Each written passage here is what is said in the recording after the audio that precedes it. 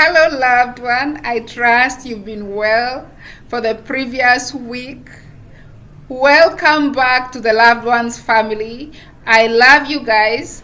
And if you're new here, please feel at home and press the subscribe button. Let us meet each and every week. We get a new video every week. So let's get that dose of truth as always. Let's go.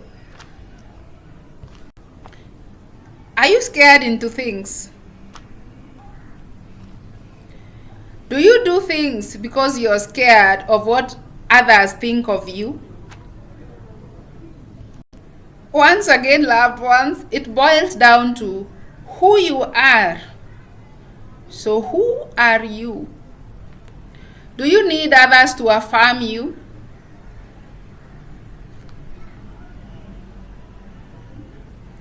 Do you need others to talk about you in order for you to know who you are?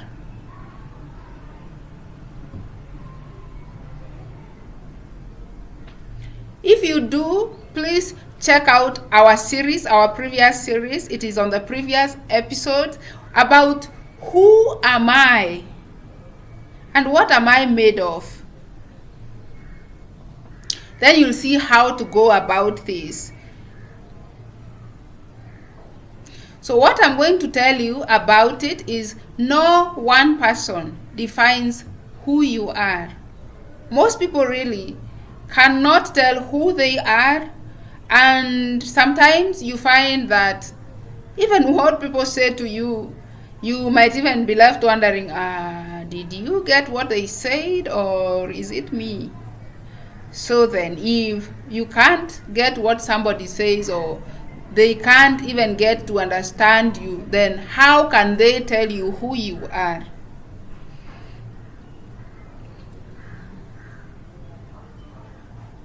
So what you do or don't do does not define who you are in people's eyes. So it boils down to the same question. What are you really afraid of? What is keeping you from doing what you need to do? What is it that you feel gets you shaking in your boots that you cannot even talk to someone about it? Now, there are a few things that you might be afraid of, or you know a loved one that might be afraid of, and these things that bring fear are many. I will mention a few, and one of them is rejection, failure, and you find it is not failure that has already happened that people are afraid of. They are afraid of imagined or thought of failure, whereby they think, if I do this, I am surely going to fail. Remember what we said about thoughts. Thoughts are best not acted upon most times, if not all the time. Uncertainty is also one of the things that people grapple with, whereby you find you have something to decide, but you are not able to know how exactly you are going to go about it. Being judged is also one of the things that actually cripple people, because you are wondering, if I do this, what will they say about me? How am I going to come off? They already know me as this type of person. So this thing that I want to do is going to get me off that high place that they know I stay on. So then it leaves you inactive most of the time. Loneliness is also one of the things that people are afraid of, whereby you want to do something that you know is good for you, but you know if you do it, your friends are going to leave you, because either you've asked and they've told you, if you do this, you are on your own.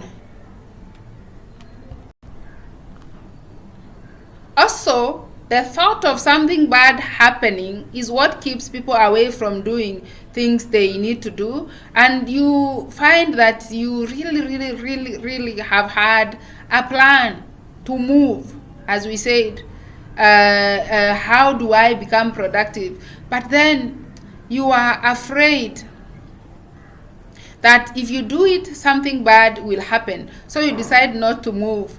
Whether you move or not, you find that the fear doesn't go away.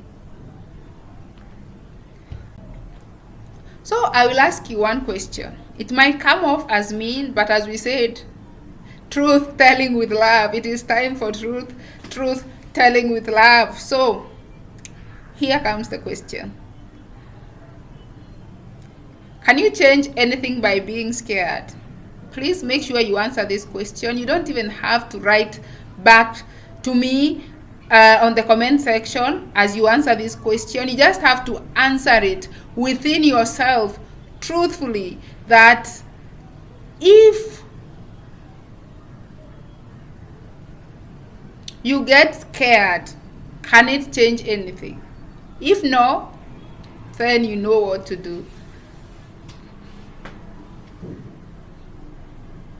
So once you find out what exactly you're afraid of, I know I have put down a few, and where the fear comes from might not even be from what I said, then deal with it. Make sure you deal with it as long as you find it, because you find you have had a fear that you did not have or know the source. But once you know it, make sure you deal with it so it doesn't come back.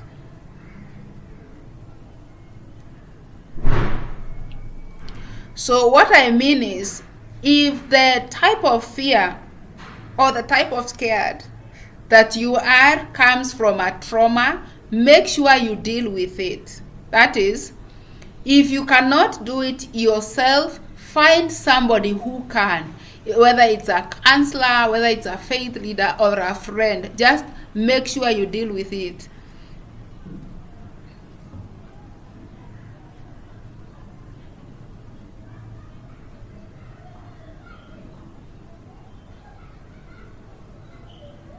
So I'm saying, do whatever you need to do to get out of trauma. Of course, as long as it's not along the line of negative coping mechanisms. Because as we said, if you employ negative coping mechanisms, that is something that brings short-term relief and long-term suffering. So be very careful on that.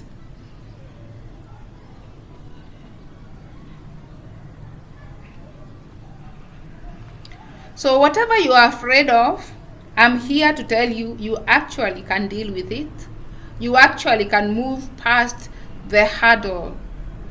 And it is possible for that to be done. It may seem or look insurmountable right now, but once you decide to do it, keep going at it. Because sometimes when somebody is in trauma, when you are in trauma, or whatever you are scared of is something that you've been scared of for a long time, then even when dealing with it, you might find it's really hard and you feel like you are walking on nails. But that is the process you have to get. You have to entangle instead of tangling up in it. I am saying just get out one nail at a time until you are free of it. That way you are going to be able to become more productive, you are going to be more comfortable, and you are going to be in a place where you are not dealing in rejection or loneliness anymore, because you know what needs to be done and how you need to do it. So Jesus loves you and he wants you out of trauma to a place where you can be able to see and feel acceptance, and acceptance from him. So as always, Ask a Therapist is here to love on you. Jesus already loves you. And see you next week. If you have not subscribed, please press the subscribe button. Let us spread the love. Thank you.